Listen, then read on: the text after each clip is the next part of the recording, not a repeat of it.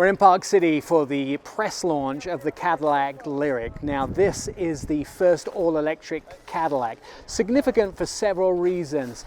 The company have invested $2 billion in the Spring Hill plant to build the Lyriq. This vehicle will actually do 312 miles on a single charge. The all-wheel drive version will get about 500 horsepower, and you can recharge it on a DC fast charger in half an hour to get 195 miles of range. Now this Cadillac Lyriq will surprise you when you see what it can do on the road. This vehicle will show you what a 100-year-old company can actually do when it goes to an all-electric future. So let's start with design and see what Cadillac can do when it goes all-electric. Design is super significant of the new Lyriq, and the reason why is because this is different than any Cadillac you've seen before.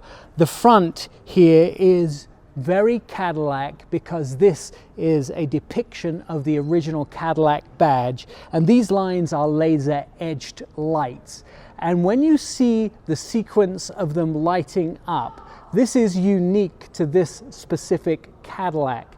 And as they bring out different trim levels of the Lyriq, you'll see different sequences of this light lighting up. All the lights in the Lyriq are vertical LEDs. And as you'll see new versions of Cadillacs come out, this front end will look different as they design different lighting patterns of the front end of the Lyriq. This is the new face of Cadillac for the years going forward. Now the cool thing about the back end is because of the way they've shaped this, there is no need for a rear windshield wiper. The rain just glances off the back of the vehicle, and these cool lights continued, including the brake light here at the back. Now to open the trunk, the Cadillac symbol here just gets a push and the trunk opens. In the back, 28 cubic feet of space for all your luggage when you take a trip, and the back seats fold down with a clever little push of the button, and that increases the rear cargo space to 68 cubic feet of space in the back, and that is enough room for 5 dogs. The other thing that you also need to note about this is every single thing, the cup holders, the milling, the door handles, the buttons, the switches, everything is really high quality, and you will not find in any other Cadillac. It's not like they went to the Cadillac bin and just grabbed parts. Everything was specifically made for the Lyriq. And you'll start to see it in other Cadillacs of the future, but this is unique to the Lyriq and the Lyriq only. So you're not going to say, oh, that's a Cadillac button. You're not going to say, oh, I've seen that before. Everything in here is absolutely brand new. And you'll notice everything in this vehicle is high quality. There is no shortcuts. There is nothing in here that has been just slapped in because they needed a switch for heated seats. In the center, a rotary dial, because that's the easiest way to get around. And once you own the vehicle, you can look at the screen and use the rotary dial and understand that where you're going. The steering has a fairly heavy feedback. And if you want to go somewhere in a hurry, put your foot down, and it's like almost a gliding. I mean, that's 100 miles an hour from 60 in 2 or 3 seconds. It's a beautiful ride, like on a piece of air. It's just beautiful.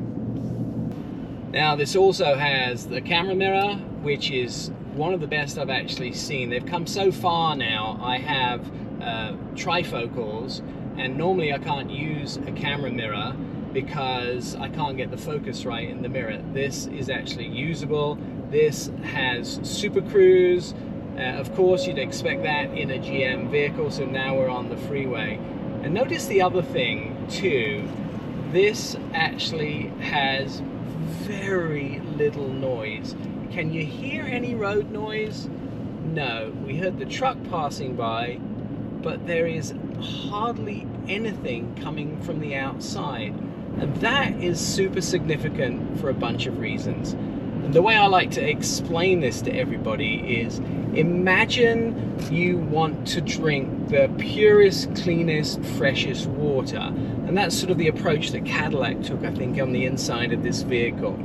And they took kind of the best water filter they could, and they took all of the things that we don't want to actually put in our bodies out. They took the chemicals and all the heavy metals and all the pieces of plastic that end up tiny minute particles in our water. They took it out. They've done the same with the active noise cancelling, and the same with the embedded sound cancelling in the vehicle and the sound dampening, and they have allowed none of that noise to come in. In a normal vehicle, you have an engine noise which kind of cancels a lot of that out. You can't hear that noise. Well, because this is a silent running vehicle, you don't get that. The occasional truck passing by you do get, but you don't get any of that. No road noise, can't hear that at all. We're traveling at 60 miles an hour.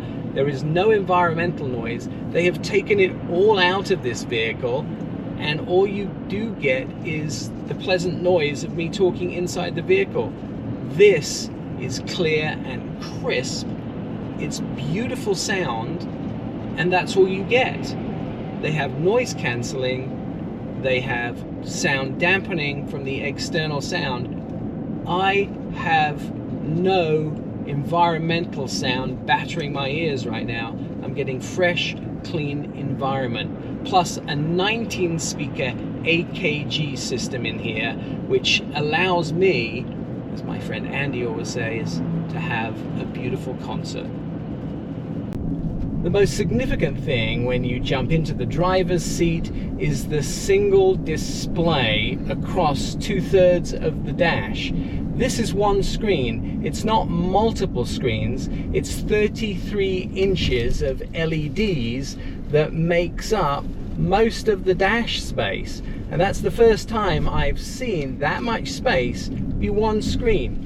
High, clear definition. I kind of like it. Now, it's kind of interesting that they have the one paddle shifter on the left. There's not one on the right. And that's to do with their regenerative braking. This is an important part of electric vehicles.